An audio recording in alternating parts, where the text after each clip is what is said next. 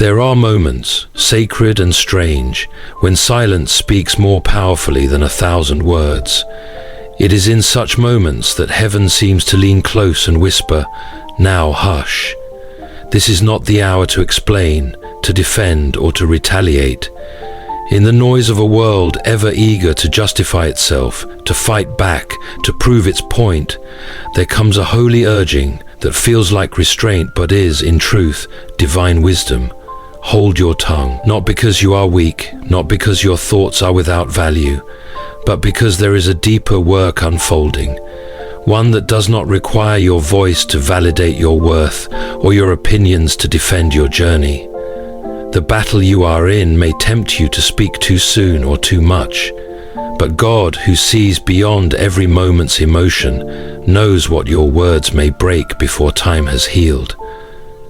To keep silent under pressure is not to surrender, it is to entrust your cause to one greater than yourself. It is to acknowledge that vindication is not always earned through volume, but through quiet confidence. It is to realize that some truths are best revealed, not declared. So if you find yourself in a season where you feel misunderstood, overlooked, or wrongly judged, perhaps it is not silence that is your enemy, but your greatest shield. For sometimes the most profound act of faith is not what you say, but what you choose not to. And in that stillness, God is already speaking on your behalf.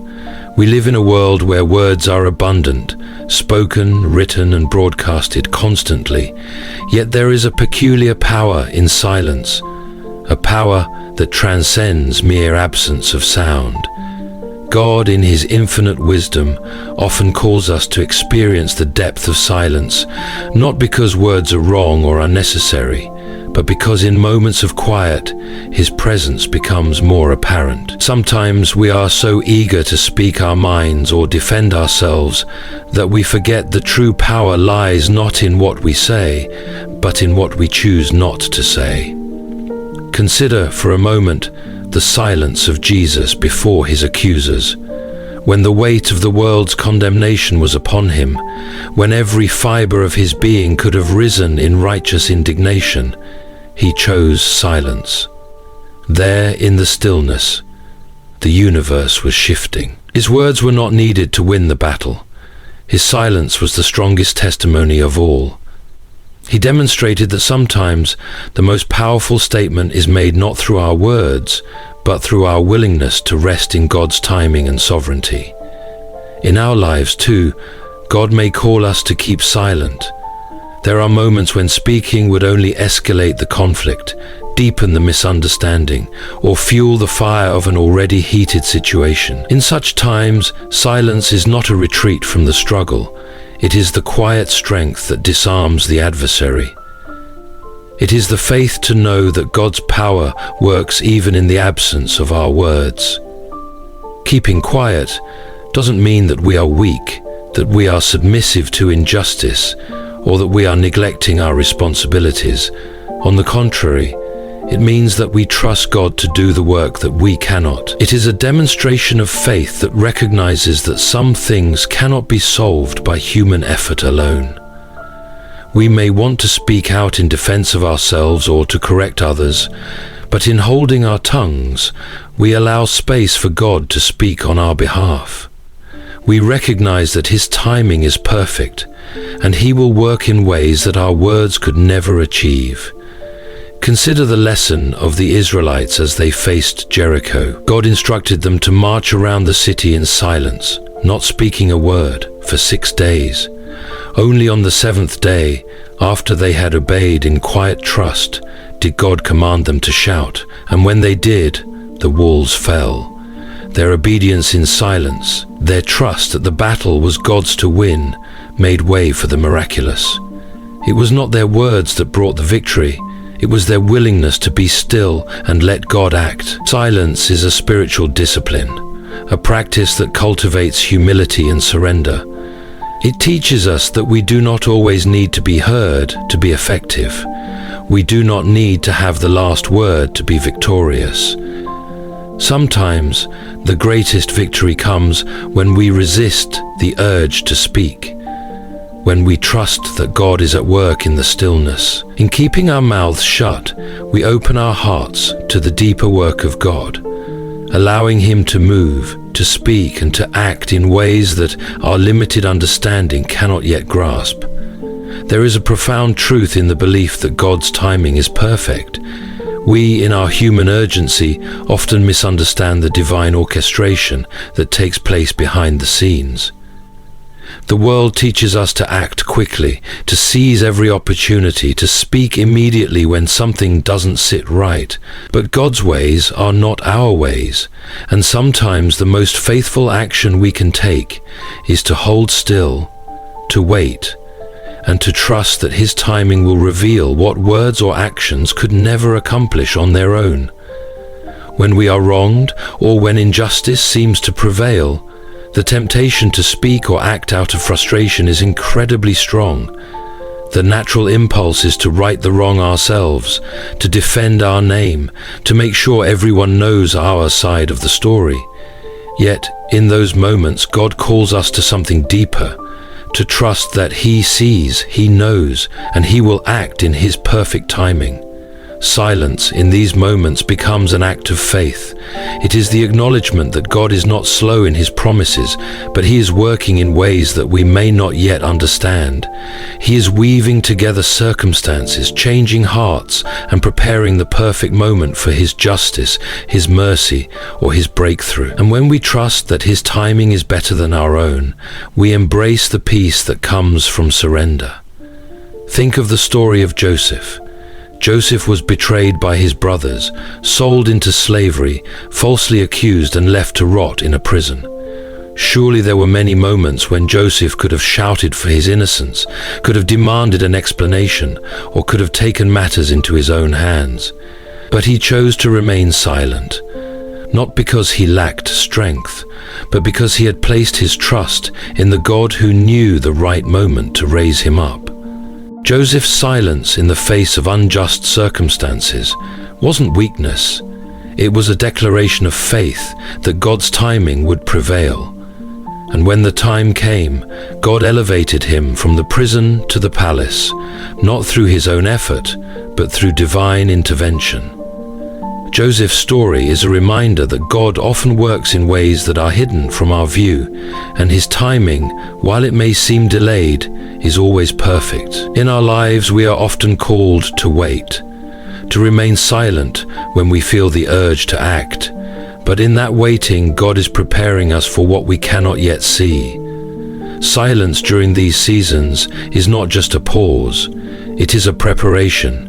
It is God refining us, deepening our trust, and teaching us that He is never absent. It is in the silence that we learn the depth of His character, His sovereignty, and His love. We may never fully understand why certain things happen when they do, but we can trust that God is always at work.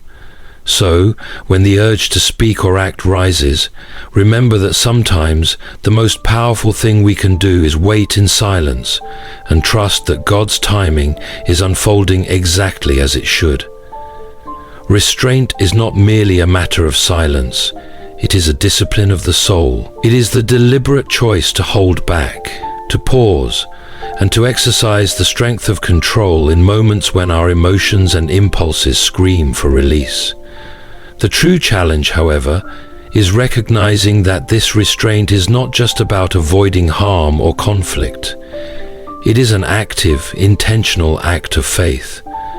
In a world that prizes self-expression, in a culture where speaking one's mind is lauded as a mark of strength, choosing silence can feel like weakness. Yet, in God's economy, restraint is a powerful weapon. There is a strength in the ability to be still, in the wisdom to know when silence speaks louder than words. Restraint is a muscle that must be exercised in moments of tension, when every instinct within us urges us to lash out or make our case. The Apostle James, in his letter, speaks plainly about the power of the tongue. He says that the tongue, though small, has the power to set the course of our lives. It is like a fire that, if unchecked, can cause untold destruction. In our lives, many of the most difficult consequences stem not from what others have done to us, but from what we have said in the heat of anger, frustration, or pride. How often do we regret the words we spoke in moments of passion, wishing we could have held back, waiting for the fog of emotion to clear before we spoke? Yet, it is in these very moments that God calls us to exercise restraint. Restraint is not weakness, it is strength wrapped in wisdom. It is the power to say, though I may be right, I will hold my tongue, because I trust that God's truth will stand in the end. Restraint is what allows us to respond, not react. It is what empowers us to seek understanding rather than to prove a point. It is the skill to discern when words will help and when they will harm. Think of the quiet resolve of a seasoned warrior. In battle, the greatest strength lies not in rushing forward recklessly, but in knowing when to wait, when to remain still, and when to act decisively. The soldier's restraint is what keeps him from exhausting his resources prematurely, from charging into a situation before it is right. Similarly, our spiritual discipline of restraint is what keeps us from burning bridges with ill-timed words, or from creating chaos with a careless tongue. In moments of conflict or emotional upheaval, remember that God is not only testing your patience, but your character. He is refining your ability to withstand the temptation to speak out of frustration and instead to allow His peace to govern your heart. The more we practice restraint, the more we reflect the image of Christ, who, though falsely accused and wrongly condemned, chose silence in the face of his accusers. The discipline of restraint also reveals a deeper trust in God. It is the belief that we do not need to fight for ourselves, that God will vindicate us in His time. It is knowing that we do not need to defend our every word, for God sees our hearts and will reveal the truth when the moment is right. Restraint is the outward evidence of an inward surrender to God's will. There is a profound wisdom that can only be found in quietness, a stillness that speaks louder than words ever could. It is in the moments of silence that God does some of His deepest work in us, shaping our character, refining our hearts, and teaching us truths that words alone cannot convey. This divine wisdom often requires us to quiet our hearts and our mouths, to cease the endless internal chatter, and to allow God's voice to become the loudest sound in the room. Silence allows us the space to listen, to hear the voice of God, to understand His ways, and to discern His will. In the busyness of life, it's easy to become caught up in the demands of the world, in the need to be seen and heard, to validate our existence by our words and actions. Yet, in those quiet moments, God can reveal to us things about ourselves, about others, and about the world that we may have missed in our constant striving. Take, for instance, the story of Elijah. In the midst of his greatest trials, after facing the prophets of Baal and fleeing from the threats of Jezebel, Elijah found himself in a cave, exhausted, discouraged, and uncertain. He was waiting for God to move, expecting grand displays of power and might, the kind that would shake the earth and shatter the mountains. But God did not speak through the wind, the earthquake, or the fire. He spoke in a still, small voice. It was in the quietness that Elijah found the clarity he needed. It was in the silence that God reshaped his perspective, reminding him that His presence is often most profoundly felt when the noise of the world fades away. This pattern is consistent throughout Scripture. The psalmist often speaks of waiting in silence for God to act, trusting in His timing and His plan. God does not need to shout to make His presence known.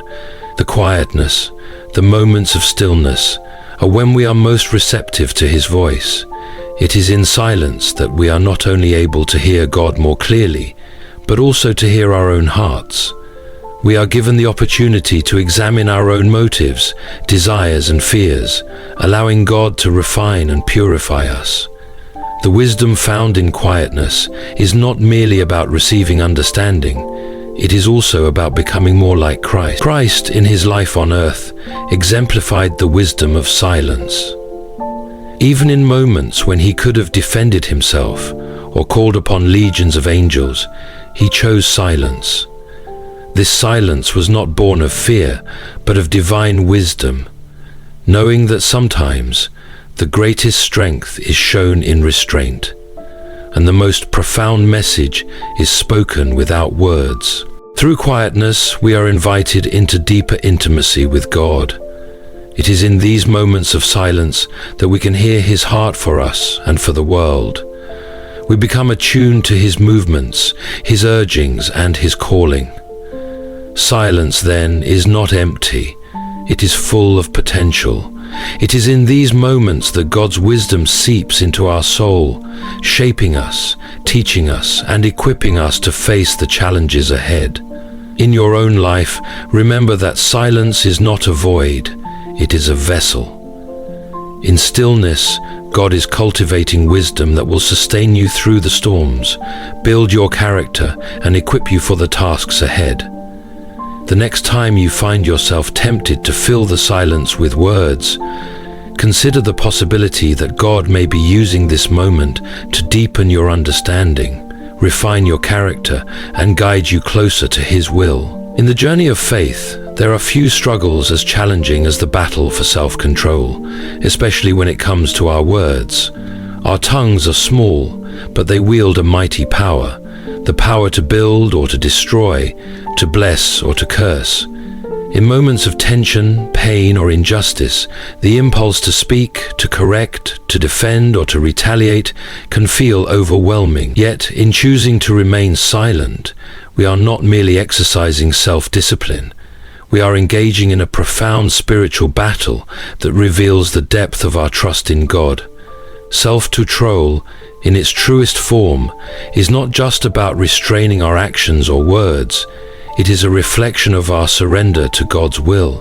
When we choose silence, we are acknowledging that we trust God's sovereignty, that we believe he is in control of the situation, and that his ways are higher than ours.